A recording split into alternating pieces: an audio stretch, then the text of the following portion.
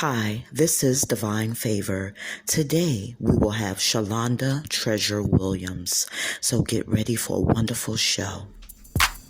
It's the Divine Favor. Divine Favor. Divine Favor. Divine Favor. It's the Divine Favor. Yeah. Divine Favor. Hi, and welcome to the Life of Divine Favor. I'm your host, Divine Favor, and today I have with me Shalonda Treasure Williams. She is the author of Naww, I'm Not Okay, Excuse Me While I Unmask. Welcome to the show. Thank you so much, sis. Good to be here. Oh, man. This young lady right here is awesome. And so we're going to talk a little bit about her book, but before we do that, we're going to get to know Shalonda. And so tell me a little bit about your background. Where were you born and raised? I was born and raised right in Savannah, GA. I think the young kids call it the Seaport. Okay. So she is right here in Savannah, Georgia, and she is a native, a Savanian. As they call it, Slovana. Listen, they got some of every name. So yeah. You know, when I first came down here, I was like, it's really, really different compared to the DC area where I'm from, right. Which is fast. And so it took some adjusting to get used to this area here. But actually, I'm good now. Yeah. I think I can. So we had this conversation some years ago. We you were still trying to work it out. Man, I was going through it, trying to get used to the environment here, but I really have fallen in love with Savannah, and we have some of the most awesome people here in Savannah. I mean, just talented, gifted, and anointed. Yeah, very true. Yes, indeed. So, you were born and raised here in Savannah, Georgia. Tell me a little bit about your background here in Savannah. What are some of the things that, some of the good memories you have growing up here? So that in itself is a whole conversation, but growing up in Savannah, it's not that it was the place in itself. I just didn't have a lot of things that I held dear. Mm-hmm. You know, my family were the good memories, you know what I mean? And I was very loved, very well cared for. And I had free passes to the fairground whenever I wanted to go. Man, wow. My dad was the caretaker at the time. But so those are, you know, some of the good memories, and just really growing up and building with the people who you just love and care for. And yeah, it was slow. And, you know, growing up in your own hometown, you always like, oh my God, there's nothing to do. I'm so bored. But it's been good. It's been good. Growing up was not all awful, but definitely not always the best either. Yeah, well, I mean, that's pretty much for anybody, you know, that came through the era of, you know, the good, bad, and the ugly. You know, every town, every city, every state has their good and their bad. Right. You know, and just having good childhood memories and family is very important. And I know that you're very close to your family, and they love you and you love them. I've had the opportunity to meet a few of them, and everything. I think they're very awesome, especially your mom. Oh man, she is just beautiful, just a beautiful woman. So. Now, I know you have like a baseball team of children. I mean, I have a basketball team, but she got a baseball team or something, football team or something. Tell me a little bit about your children. How many children do you have? Wow. So I have 6 biological children. I was married at one time, and so when we got married, he had 5 already, I had 5, and then we added an extra one. Blend them together. Yeah, so that made 11, and plus, you know, that's just not including, once I have children, I have them. They're never not mine anymore. So even in just relationships, if I've ever called you my child, you still are. So if I got to name it, it would be like, you know. No, I would never ask you to name all of them because I'll be. So, are there any plans for any future children? I know I feel crazy asking that question because I'm like, oh no, sis, come on now. 4 C-sections, 4 C. You know, I don't mind kids or anything like that. But again, you know, me and my future, my love, my present love, we just both are like.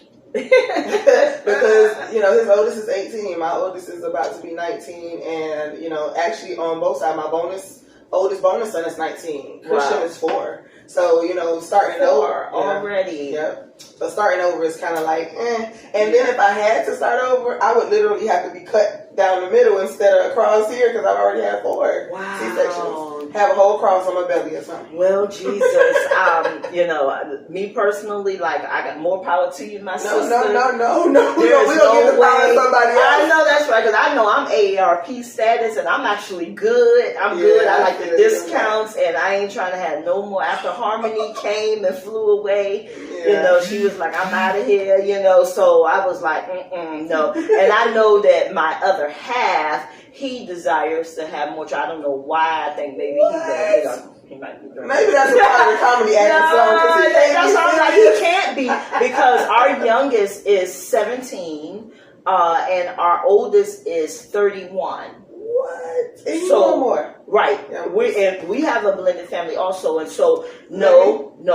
Let me look in the camera and say, bro. Bro. No. You heard what she said, right? You heard what Shalonda said to you. So when you watch this show back, right, sir, get it up here. No. Okay, so we're good now. Woo. Oh, right. So, as an established author, what did you find in the books that you've written? In fact, how many books was it? I know I have a few. Right. I think to date it's been 9, 10? 10 books. Yeah. That's including the workbooks and journals. But the books, the physical books, I think it's 9. I spread them out. I ordered them all, spread them out on my bed, and I was like, whoa. I remember maybe 5. Yeah, it's been a lot. And I have 4. I think in 2019 alone, I published like 3 or 4. Yeah. Because I published Now I'm Not Okay, but right before that, I did a smaller one called Lord Help My Hurt. And then there was the Unmasking Journal, and it's guided. So there's words in it. It helps you to literally go through the motions of your own unmasking. And so a few of them probably just came after the fact. Yeah. You know what? That's what I need. I need your journal, and I'm going to invest in getting that from you. Absolutely. To go with the book. Because the book, when I first started reading it, I just could not break away from it. It was like I was carrying it everywhere that I went, in and out the car. If I had to go to the doctor's office, I had that book with me. Yeah. And it was real. It was real. It was real, and it's almost like I could imagine everything that you were writing. I could see it, and that is a good book when you can actually see it, and you can bring it to mind, and you can actually feel what the person is writing, and it's just wonderful. I mean, you are an awesome author, and I'm so very proud of you. I am so very proud of you. Thank you so much. One of your books I had gotten for my daughters, and my youngest daughter, she actually read the whole book, and I believe it kind of helped her as a young lady. So you have a way with young women, and reaching out to them. I remember witnessing your book signing here in Savannah last year. I came to perform as Divine Favor. Your favorite song, You Give Me Grace. She still remembers too. Every time, because I have it on my playlist in the car. I think it is something again about that energy of that song. It was really written and sung from a place of, this is what I really mean for you, not just to be performed, but you know what I mean? And so every time it comes on the radio in the car, she's singing, she in the background doing this. Oh, Mama, I remember her. Yes. So, yes, she was there. You know what? I mean, that song I felt came to me, it came to me from above. Right. It took a while to write that song. I didn't just sit down with pen and paper and was able to write it. It came to me in pieces, as a lot of my songs do. I consider my music to come to me prophetically, and it wakes me up in the middle of the night. Yes. Sometimes I can record it or write it down and go back to sleep, and sometimes I can't. Right. It all depends. And then you hit a dry spell where nothing, seems like it's coming. But when you can be great, Kane. I really was praying that it would be a success, that it would reach a lot of people. Right. And although it may not be at the Hollywood level, it reached a lot of people. It's still time for that, though. People, You really just never know when it's going to. Somebody asked me about the book, and they asked me what was my next, what's the next thing, and I said, I don't really think God is ready for me to move on yet from that, because people are still needing to unmask. People are still needing to relate. You just spoke about how you were carrying it everywhere, and it was real, and so imagine those people who literally lived through those same situations, and they're reading it and carrying it around. There's so many people who still not have yet to unmask and to breathe. So, we're going to run with it for as long as God says. So you can be great. Got time. Hey, you know what? I mean, hey, you said it. The prophetess said it. So, I mean, and I've known you for, I guess, 9 years. It's been a minute, It's been 9 years, and I was kind of taken into everything that you were doing. You always included me, and you never forgot me. Little divine favor. She would have me come and perform at some of your events and some of your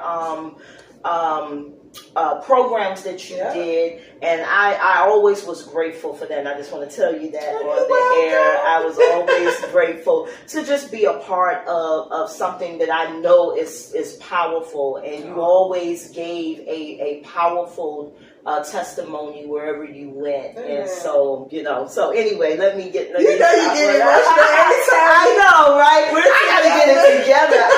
I'm a G. I don't be getting emotional.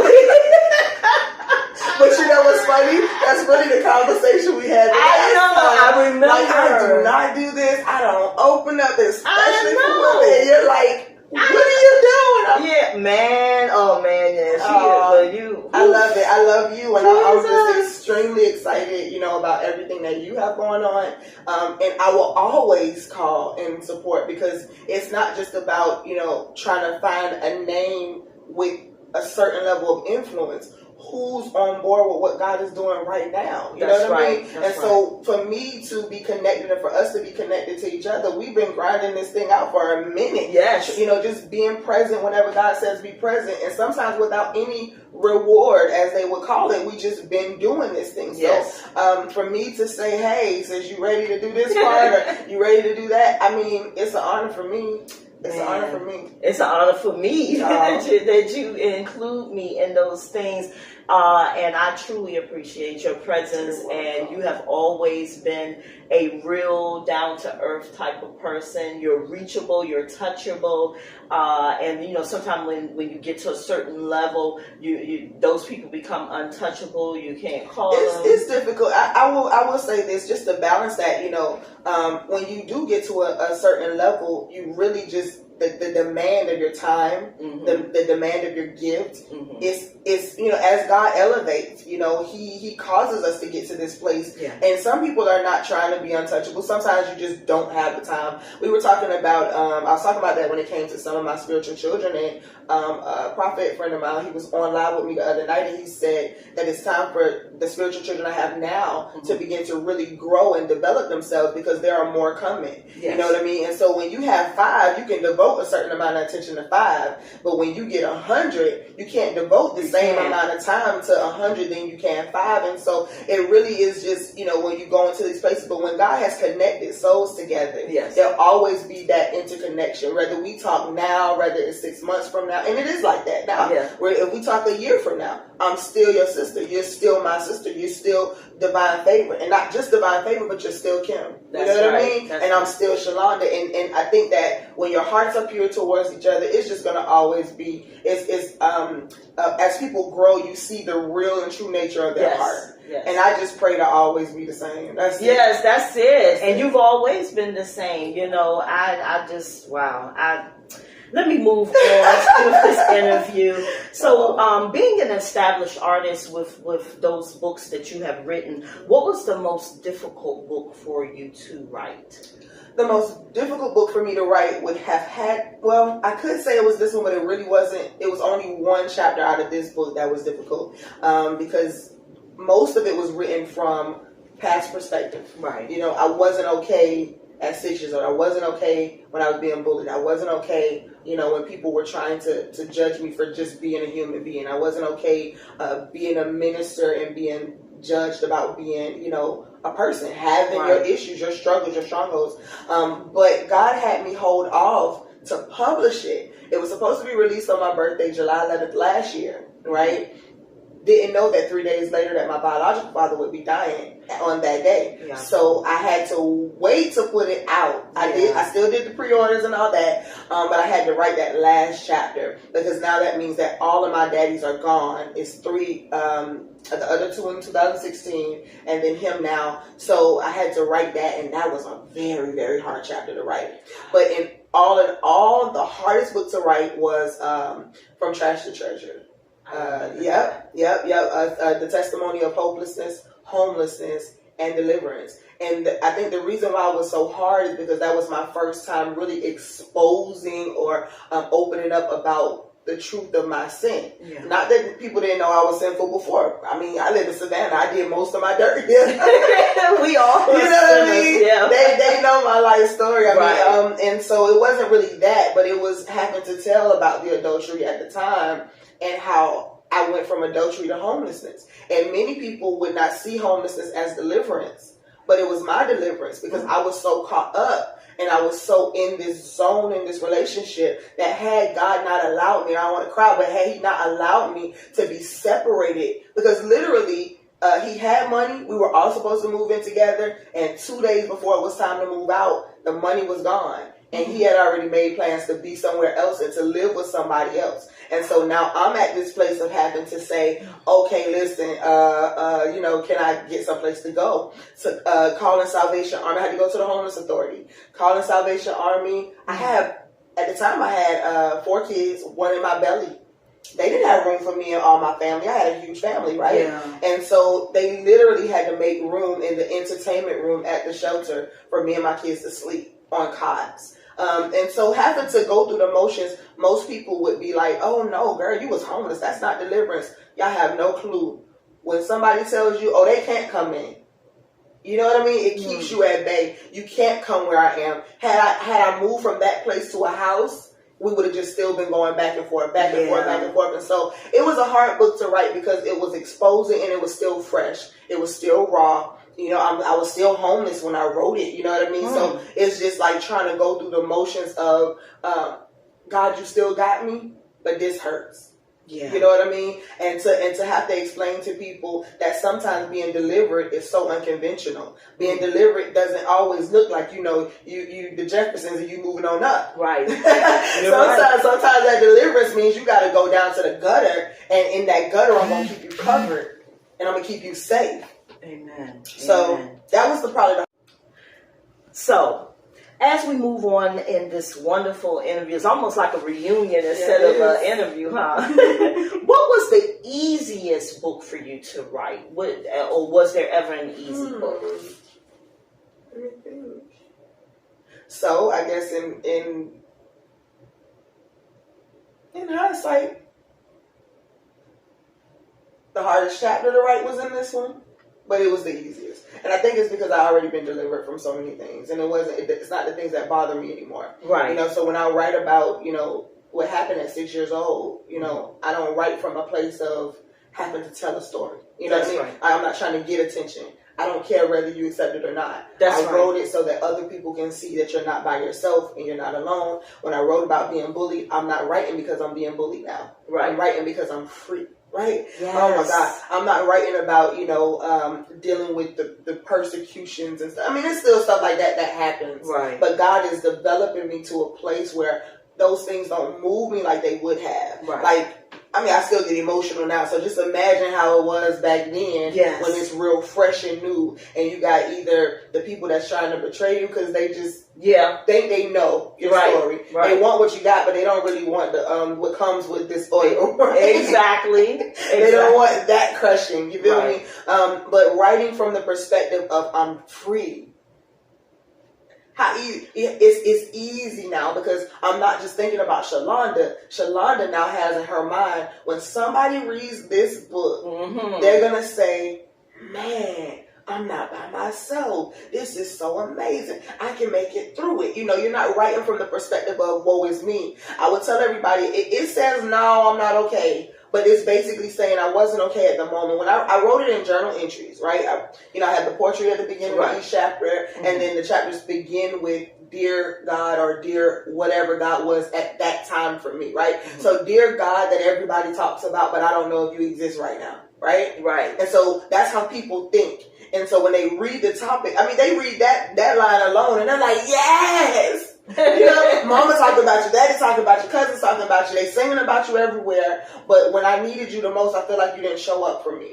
You know what I mean? And not understanding that, they molested you or they hurt you, but they had a freedom of choice. God didn't leave you nor forsake you, but people get an opportunity to choose. Yes. So when you write from the perspective of freedom, it's always a little bit easier than when you're still in the pit. That makes sense? Exactly. Yeah. That's what's going on with me. As I get ready to release Daughter of Strife, it took me 4 years to write this book the way that I felt that it needed to be written, based on my prayers to God and how I was reaching out while I was writing. I was still in pain. As I complete this and get it ready for release, it's a different aspect on what I've written. So what I've done in each chapter is I say, this is what happened. This is how I felt. This is what I did, whether it was right or wrong. However, now, the woman that I am now, this is what I think. This is what I think. As if in one of my subchapters where I say 40 plus whores. And some people say, whores? Oh, you calling them women whores? But guess what? How I felt at 23, 24, 25 about the women that my former husband was dealing with behind my back and the things that was being done. Yes, at that time I felt like they were whores. However, at the end of the subchapter, I come back around and I say, now, I said they were whores and this is how I felt. Now I want you to see how I feel now about those women. Here's the thing though.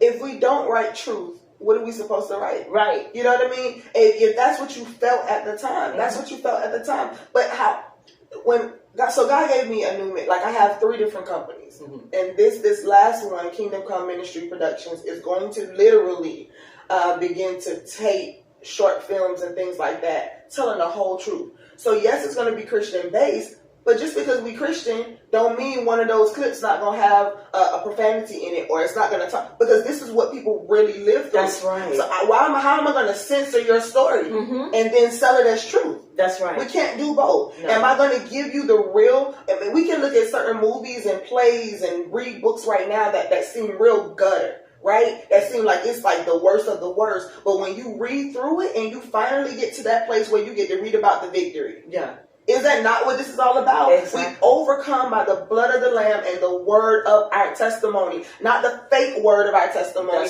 but the absolute real truth. And the truth is that I was hurt. The truth is that I was broken. The real truth is that they messed my life up. So when you read in this book about broke me or woke me, I'm not giving you a false impression of the fact that everything was peaches and cream. No, this particular thing broke me. I realized that at 6 years old, even though I didn't fully understand what was happening, that I was bartering and I was trading myself for something that was superficial. What is that called in this day? Prostitution. You grow up with these mindsets. Now this boy has welcomed me into his world as something that he calls comfort or a lover of a sense, and then the next day you go out and deal with other girls that you like better than me, and you make me go sit in a corner. What does that make you feel like? Rejected.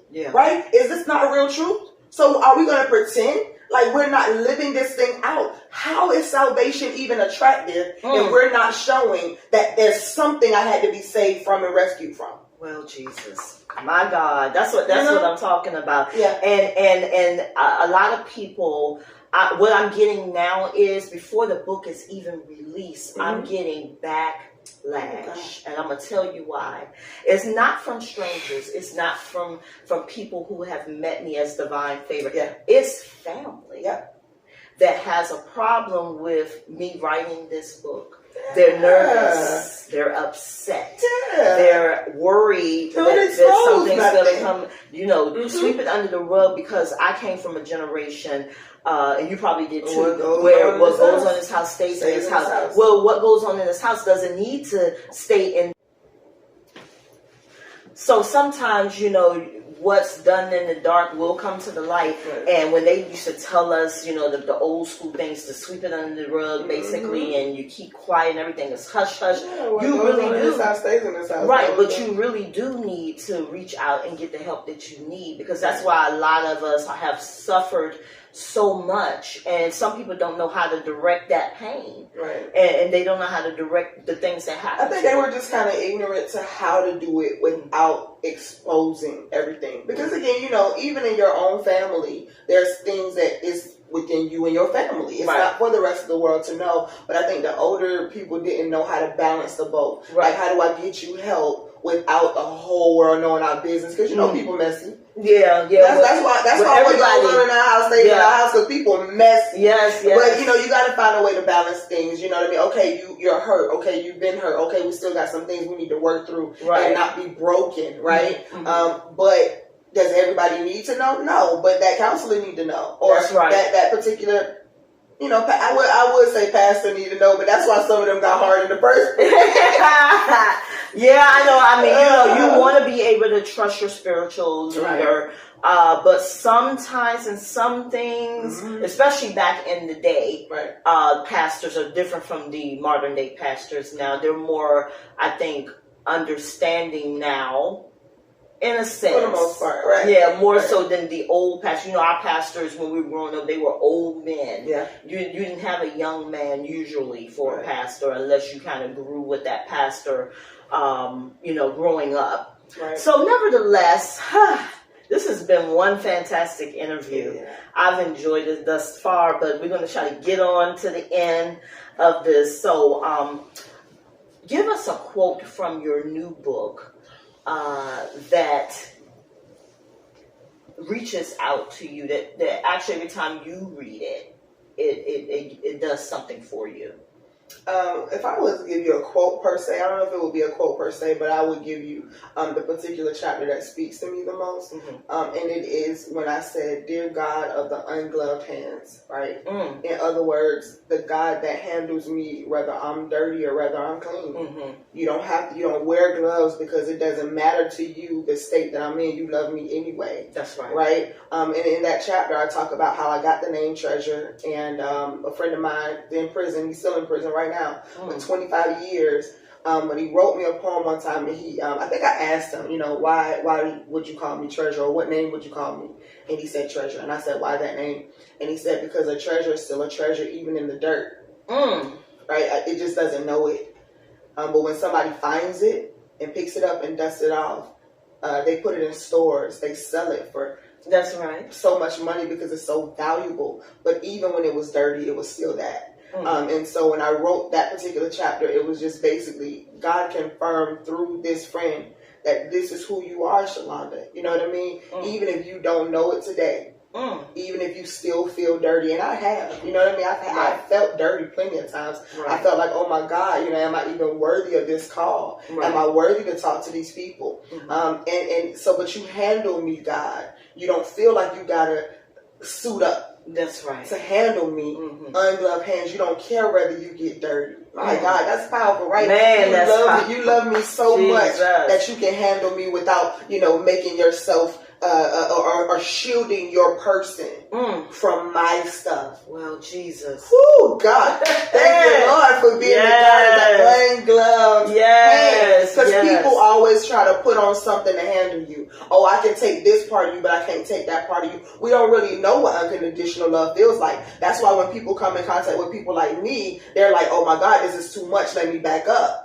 Because it's love without condition. It doesn't matter what you said or done. If you call me today and God says to bless you, I'm going to still bless you. If I need to pray for you, I'm still going to pray for you. Why? Because your dirt don't have nothing to do with my love. It just is. The God of the ungloved hand. Man, that thing's powerful. So if I had to talk about anything, right, not one quote, but that chapter of how you just love me beyond all my stuff.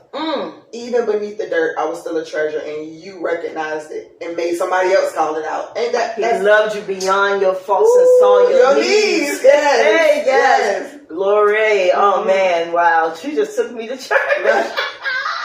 Yes, that's beautiful. I'm telling you guys, you really need to get this book.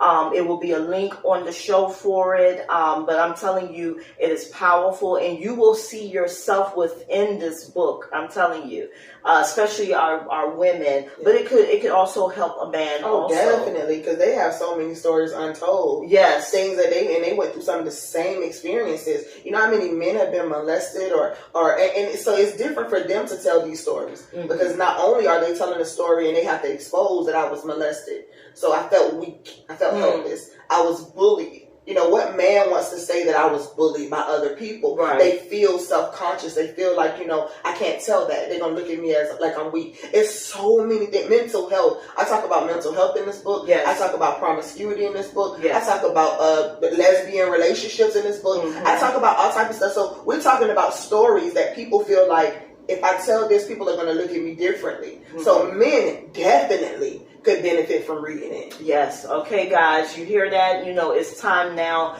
to just reach inside and realize that you know that these things happen, and be strong enough to acknowledge that they have happened. Absolutely. Be strong enough. So, ma'am, You see that picture? yes, I love it.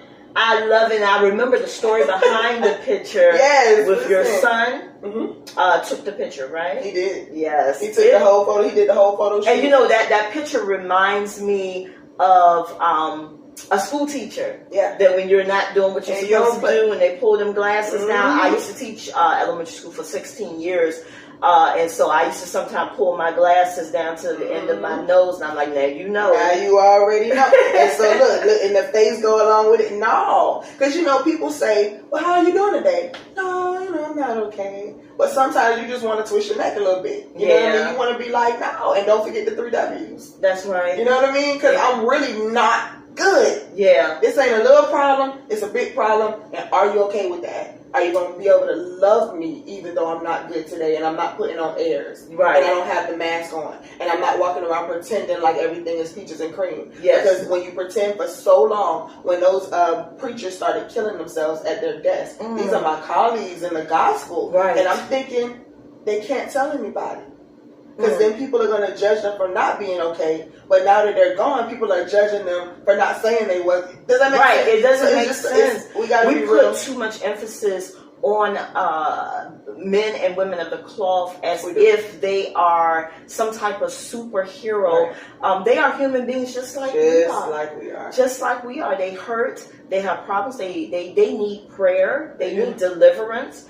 And that's one of the things that I had to learn, because growing up we looked at ministers and pastors in a different light. But now I see, once I became into ministry on my own, I realized that we are not perfect. We are leaders. We are put in a place to intercede for others, but we still need to be interceded for. We still have our thing. Now, does God hold us at a different standard? He does. Because we have to lead by example, and so we do have to be first partaker, but it doesn't mean that what are we first partaker of? I'm trying to go through deliverance. I'm trying to get healed. So I'm going to show you that it's okay for you to do it too. Right. That's why we write the books. That's why your book is going to come out, and when it gets finished and when it goes where it needs to go, that's why it's going to heal, because you yourself have decided, I have to be transparent now too. That way I can be first partaker, leading you to your healing. Yes. By being transparent. Exactly. Let me have that book for a minute. I just have to show this to everyone so you can see it up closer. This is Naww, I'm Not Okay. Excuse me why I unmask. And so many of us wear a mask every day. I'm not talking about beauty, makeup, and eyelashes, and hair, and all those things. I'm talking about unmasking. And this is what she is talking about, unmasking in your life and allowing those things that hurt you to be healed and be able to maybe one day help somebody else. And so it talks about, her story, and her being the author of this book. And I really think you should invest in this book. And it also has a workbook that we talked about. A journal that you can pair along with it. So I advise you to get both. so that you have a place to write your thoughts. As you're reading and going through the book, you go through the journal and the workbook. And I'm telling you, you are going to be amazed at what you realize that you have suppressed within yourself, because, in this country, and people of color have been ashamed for so long to get the help that they need and to go to psychologists, and they call them shrinks, and nobody wants to go because it means something different in our community, in our society. It means that you're crazy or something's wrong with you, but not at all. At this time in 2020 and beyond, with all the things that are going on in the world, you need to make sure that you are mentally stable so that you can help yourself and your family, get through whatever it is that we're going to have to go through in the near future. So this is the book, and I just love the cover. Wow, I'm telling you, girl. Yes, indeed. I am so very proud of you. And I have my own copy of this book already. And I'm telling you, you know what? The holidays is coming in just a few months. Get it now and make them stocking stuffers. Give them out as gifts. I'm telling you, somebody that's going through and hurting or has gone through and they're in the healing process. This book will just be another stair step to help you. Absolutely. So I'm going to end this with, let's see, what am I going to ask you now? Yeah, any near future projects? And I think you kind of already answered that earlier, but do you have anything that's coming up soon into 2021? Well, we're doing virtual tour. With COVID, we got to try to, get some stuff together and put it and do it. But it doesn't stop that we still need healing, even more so now, while people are locked up and can't do much. Yeah. So we're doing virtual tours, and so make sure that you follow, make sure that you stay connected so that you'll know where I'll be, interviews, all these different things. And we are literally, me and my producer are putting together, or about to put together, the production for it. And it's not going to be the typical stage play where you just have, these different scenes, but I'm talking, monologues and literally, like performances. It's gotta be intense, because this is intense. Yeah. Well, I'm not a gimmick. I don't do gimmicks, but I do want to touch people right where they are, if that makes sense. So we gotta speak to the real of it. So it's gonna be dynamic, and I don't put it out there, so it's definitely gotta come forth now. So now we doing stage plays. Man. Okay, madam. Okay, all right. Well, I am looking forward to whatever it is, because I know it's going to be a blessing. Amen. And you have been a blessing not only to Savannah and the Atlanta area and Georgia. I think you've been a blessing all over. There, you have people that are following you, whether you know it or not, that are probably nationally and internationally. Wow. And so, just keep doing what you're doing. And keep being a blessing, keep speaking the truth, keep being transparent, and let God continue to use you in your form of ministry, because it's very unique. It's very unique. Your form of ministry it is just outstanding. You can't deny the presence of God in your life. I can see it, and I'm sure many of us can see it. And that's why I had to break the barriers down when I got connected to this young lady, because I was fighting, tooth and nail. I was fighting. I was like, I refuse. And she, in a sense, believe it or not, I always tell this story about her, and I'll probably tell it till I die. But in a sense, she sort of got in my face, in a sense, like, and I was like, who this chick, and I was like, and I was like, wait a minute, and it was like, I figured, if I get the demeanor, she'll back away, but she was not having it. She was not having it. And I just kind of like stood back, and I was like, okay, she's different. Okay, well, maybe I'll, let me stand here and see what she has to offer, because usually I just be like, no, and I just go on by my business real quick, or I disappear on you, poof, be gone, but your presence, it was something that you had in the spirit realm that I felt that I needed. And so I stuck around and I allowed you to speak into my life. And I am glad that I did. I am glad I am glad that I did. Oh. Oh my goodness. No, I'm not okay. Excuse me while I unmask. God bless you and congratulations Thank you so much. on your book and your virtual tour and your stage play to be coming up. And, you know, who knows, maybe, you know, Divine Favor will audition for a part and I might get a little part. Maybe DC Danga, the comedian, he said he want to be. It's the light. Divine Favor. Divine Favor. Divine Favor.